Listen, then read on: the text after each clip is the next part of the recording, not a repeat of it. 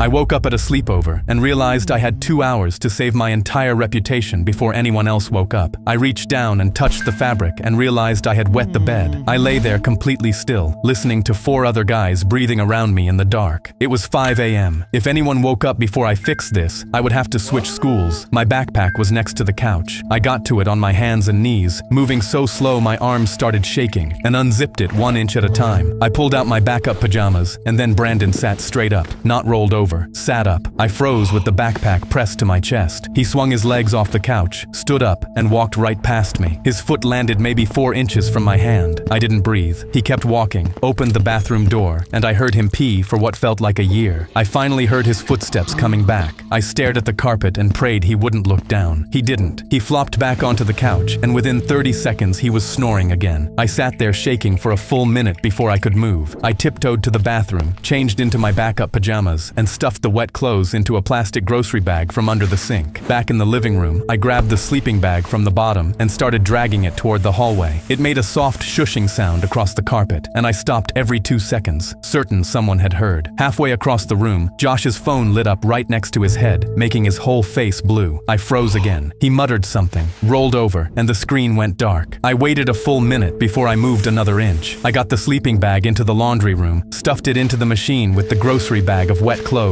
and turned the dial as slow as I could. The click sounded like a door slamming. I turned it 1 more notch and the machine started filling with water, and I exhaled for what felt like the first time in an hour. Then the hallway light came on. Josh's mom was standing at the other end of the hall in a robe, arms crossed, looking right at me. I opened my mouth. I spilled milk on my sleeping bag and didn't want it to sit overnight and smell. She didn't say anything for a long second. She just looked at me. Then she walked past me into the laundry room, opened the cabinet above the machine, pulled down a bottle of detergent I hadn't seen, and set it on top of the dryer. "Use this one," she said. "It works better on accidents." Then she pointed at a closet behind me and said there was an extra blanket in there, turned off the light, and went back to her room. I poured the detergent in. I got the blanket, went back to the living room, and laid down. Brandon was on his back snoring. Josh hadn't moved. Only one person knew, and she wasn't going to say a word.